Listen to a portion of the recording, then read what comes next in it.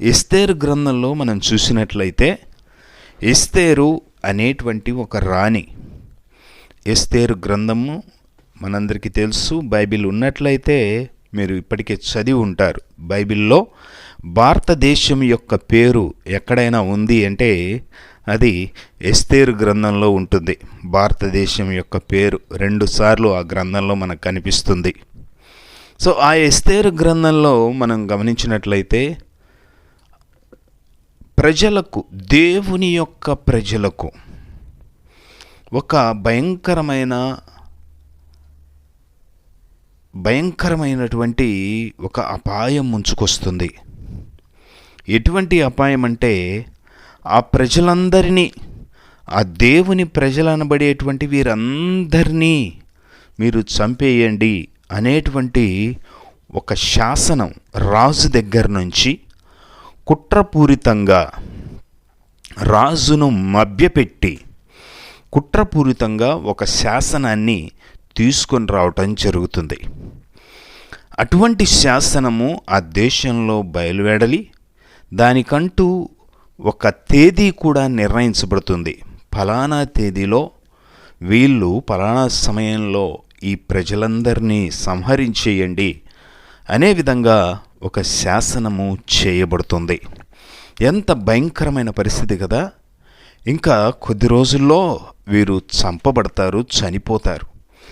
అటువంటి ఒక అపాయకరమైన స్థితి, భయాన్ని, భీతిని కొలిపేటువంటి అటువంటి స్థితిలో వీరు, ఈ ప్రజలందరూ ఏమి చెయ్యాలో తోచక దుఃఖముతో, వేదనతో వీరు ఉన్నప్పుడు వారికి గుర్తొచ్చింది ఎవరంటే ప్రభువైన యేసుక్రీస్తు, యెహోవా దేవుడు, భూమిని ఆకాశమును సమస్తమును సృష్టించిన సర్వశక్తిమంతుడైన సర్వాధికారి అయిన దేవుడు, ఆయన వీరికి గుర్తొచ్చాడు. ప్రియ సహోదరి, సహోదరుడా, నీవు ఒకవేళ ఎటువంటి అపాయకరమైన స్థితి గుండా వెళ్తున్నప్పటికీ కూడా, ఇక నా చెయ్యి దాటిపోయింది, ఇక నేనేమి చెయ్యలేను అనేటువంటి పరిస్థితుల గుండా నువ్వు వెళ్తున్నప్పటికీ కూడా, నీవు గనక ప్రభువైన యేసుక్రీస్తు నామములో ప్రార్థించినట్లయితే, ఆయన వైపు నీ హృదయాన్ని తిప్పుకొని, ప్రభువా, నా వల్ల అయితే కాదు, నా శక్తి వలననైతే నేను ఈ యొక్క పరిస్థితిలోంచి బయటపడలేను, యేసయ్యా నీవైతే నన్ను ఈ స్థితిలోంచి బయటపడవేయగలవు, నీవైతే నాకు సహాయం చేయగలవు, నీవైతే నన్ను ఆదుకోగలవు, దేవా నీవే నా కుటుంబాన్ని కానీ నన్ను కానీ ఆదుకోగలిగినటువంటి సర్వశక్తిమంతుడవు ప్రభువా, దయచేసి నన్ను కనికరించు, నా యందు దయచూపు నాయనా అని మనస్ఫూర్తిగా విశ్వాసంతో ప్రార్థన చేసినట్లయితే ప్రభు ఖచ్చితంగా నిన్ను కనికరిస్తాడు, నీకు సహాయాన్ని అనుగ్రహిస్తాడు. అనుకున్నటువంటి, ఊహించనటువంటి ఆ భయంకరమైన ఉపద్రవం నుంచి కూడా దేవుడు తప్పించగలిగేటువంటి సమర్థుడు నేను ప్రకటిస్తున్న ప్రభువైన యేసుక్రీస్తు. ఆ రోజు వారి మీదకి కూడా, ఆ ప్రజల మీదకి, ఎస్తేరు గ్రంథంలో ఉన్నటువంటి పేర్కొనబడినటువంటి దేవుని ప్రజల మీదకి సైతాను, శత్రువు భయంకరమైన పన్నాగం పన్నాడు. ఎటువంటి పన్నాగం అంటే ఈ ప్రజలే లేకుండా చెయ్యాలి అనేటువంటి ఒక భయంకరమైన పన్నాగాన్ని పన్నినప్పుడు, ప్రే సహోదరి, సహోదరుడా, హృదయంలో భయం కలిగింది, కానీ వారు ఆశను వదిలేసుకోలేదు. ఎందుకంటే మేము సేవిస్తున్న దేవుడు, మేము నమ్మిన దేవుడు, భూమిని ఆకాశమును సమస్తమును సృష్టించిన దేవుడు, ఆయన జీవము కలిగిన దేవుడు, ఆయన సర్వశక్తిమంతుడైన దేవుడు, ఆయనకు అసాధ్యమైంది ఏది లేదు అని వారు హృదయంలో విశ్వసించారు. కాబట్టి వారు దేవునికి మొర్రబెట్టి ప్రార్థించడం మొదలుపెట్టారు. ఉపవాసముండి, ఏమాత్రం ఇంకా ఆహారం తీసుకోకుండా, నీటిని కూడా ముట్టుకోకుండా వారు ఉపవాసం ఉండి దేవుని సన్నిధిలో ప్రార్థించడం మొదలుపెట్టారు.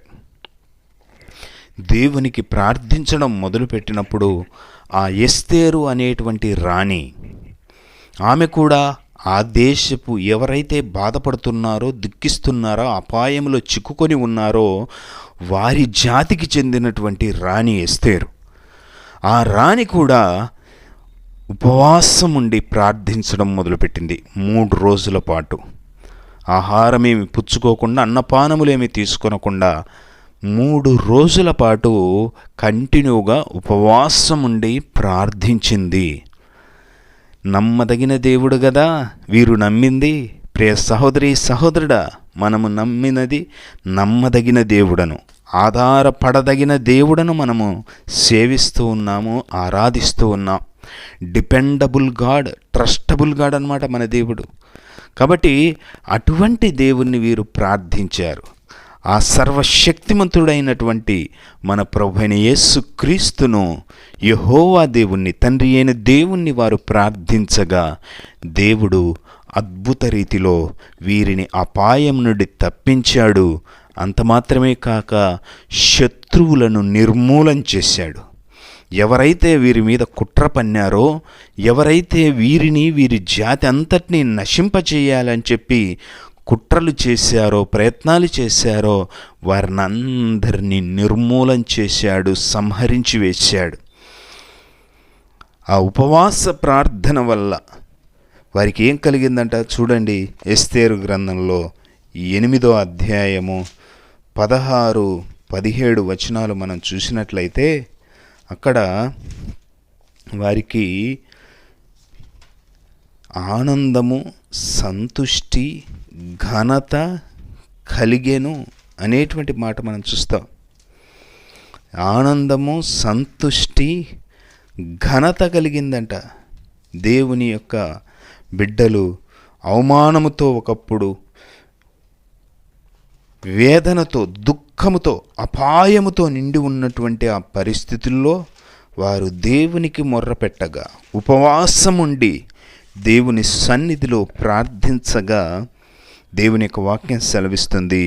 ఎస్తేరు గ్రంథము 8వ అధ్యాయం 16వ వచనంలో, మరియు యూదులకు క్షేమమును, ఆనందమును, సంతుష్టియు, ఘనతయు కలిగెను. ఒకప్పుడైతే ఆనందము లేదు, క్షేమం అసలే లేదు, అపాయమైతే ఉన్నది, సంతృప్తి అసలే లేదు. ఎప్పుడు ఏం జరుగుతుందో, ఏమైపోతుందో నా జీవితం అనేటువంటి ఆ పరిస్థితుల్లో ఒకప్పుడు ఉన్నారు. కానీ ఉపవాసం ఉండి ప్రార్థించగా దేవుడు వారి యొక్క ప్రార్థన విని వారి ఉపవాస ప్రార్థనకు జవాబివ్వగా, కనికర సంపన్నుడైన దేవుడు వీరు తమ్మును తాము తగ్గించుకొని దేవుని సన్నిధిలో ఉపవాసంతో ప్రార్థించి మొరపెట్టగా ప్రభువు వారి యొక్క ప్రార్థనను విని వారికి జవాబిచ్చాడు. జవాబివ్వగా వారి ఎడల దేవుడే ఉండి యుద్ధం చేశాడు. వారికి ఏం కలగజేశాడు? క్షేమమునిచ్చాడంట. ప్రియ సహోదరి సహోదరుడా, నీవు కూడా ఉపవాసముండి నువ్వు ఏ స్థితిలో ఉన్నా కానీ ఉపవాస ప్రార్థనను నీ జీవితంలో నువ్వు అలవర్చుకున్నట్లయితే నీవు కూడా క్షేమమును చూస్తావు. అపాయం కొట్టివేయబడుతుంది. నింద, అవమానము దేవుడు తొలగించి వేస్తాడు. నువ్వు ఉన్నటువంటి ఆ భయంకరమైన పరిస్థితుల నుంచి దేవుడు నిన్ను విడిపిస్తాడు.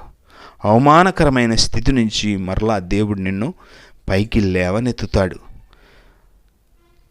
ఉపవాసం ఉండి ప్రార్థించు. వారు ఆ రోజు ఆ విధంగా ప్రార్థించారు. యూదులకు క్షేమమును, ఆనందమును, సంతుష్టియు, ఘనతయు కలిగెను. క్షేమం కలిగింది, ఆనందం కలిగింది, సంతృప్తి కలిగింది. తర్వాత ఘనత కూడా కలిగిందంట. చుట్టూ ఉన్నవారి అన్యజనుల దృష్టిలో, చుట్టూ ఉన్నవారి దృష్టిలో వీరు గొప్పవారిగా మారిపోయారు. ఉపవాస ప్రార్థన నిన్ను హెచ్చిస్తుంది. నీవు ఉన్న చోటనే ఉన్నావా? ఎంతగా ప్రయత్నం చేస్తున్నప్పటికీ కూడా అభివృద్ధి చెందని దిశలో ఉన్నట్లయితే దేవుని సన్నిధిలో ఉపవాసం ఉండి ప్రార్థించు.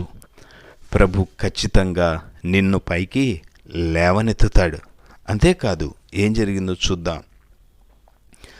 చివరిలో చూసినట్లయితే 17వ వచనంలో, దేశ జనులలో యూదుల ఎడల భయము కలిగెను గనుక అనేకులు యూదుల మతము అవలంబించిరి. నీవు ఉపవాసముండి చేసే ప్రార్థన ద్వారా నీవు మాత్రమే కాదు క్షేమాన్ని అనుభవించేది. నీవు క్షేమాన్ని అనుభవిస్తావు. రెండవది, దేవునికి మహిమ కలుగుతుంది. దేవునికి మహిమ వస్తుందన్నమాట. దేవుణ్ణి మహిమపరచాలని, నీ జీవితం ద్వారా దేవునికి మహిమ కలగాలని నువ్వు ఆశపడుతున్నట్లయితే ఉపవాసముండి ప్రార్థించడం అలవాటు చేసుకో. ఆ రోజు ఉపవాసముండి వారు ప్రార్థన చేసిన ప్రార్థన వలన, దేవుడు వారి జీవితాల్లో చేసిన గొప్ప కార్యాల వలన చివరికి దేవునికి మహిమ కలిగింది. అంతేకాదు, చుట్టూ ఉన్నటువంటి అనేకమైన జనులు వీరి దేవుడు గొప్పవాడు, ఇంత భయంకరమైన అపాయకరమైనటువంటి స్థితిలో నుంచి వీరిని విడిపించి, వీరి శత్రువులు ఎంత గొప్పవారైనప్పటికీ కూడా వారందరినీ సంహరించి నిర్మూలం చేశాడు, వీరిని హెచ్చించాడు. నిజముగా వీరి దేవుడు గొప్పవాడు అని చుట్టూ ఉన్నటువంటి ప్రజలు సైతం ఒప్పుకొని ఆ దేవునికి భయపడి వారు కూడా ఈ దేవుడు మాకు కూడా కావాలి, ఇంత సర్వశక్తిమంతుడైన దేవుడు, ఇంత ప్రేమామయుడైన దేవుడు, ప్రార్థనలకు జవాబిచ్చేటువంటి ఈ గొప్ప దేవుడు మాకు కూడా కావాలి, మేము కూడా ఆ దేవుణ్ణే వెంబడిస్తామని చెప్పి వారు కూడా యూదుల మతము అవలంబించిరంట. వారు కూడా ఆ దేవుణ్ణి నమ్మి వెంబడించడం, ఆ దేవుణ్ణి అనుసరించడం మొదలుపెట్టారు. ప్రియ సహోదరి సహోదరుడా, నీ చుట్టూ ఉన్నటువంటి ప్రజలు నీవు నమ్మిన దేవుని వైపు తిరగాలి అన్నా నువ్వు చేసేటువంటి ఉపవాస ప్రార్థన వలన సాధ్యమవుతుంది. కాబట్టి ఉపవాసం ఉండి ప్రార్థించడం అలవాటు చేసుకో. ప్రతిరోజు ప్రార్థించు. అయితే ఉపవాసం ఉండి ఏదో ఒక రోజు, కనీసం వారానికి ఒక్కరోజు ఉపవాసం ఉండి ప్రార్థించడం అనేది నీ యొక్క జీవితంలో అలవాటుగా చేసుకో.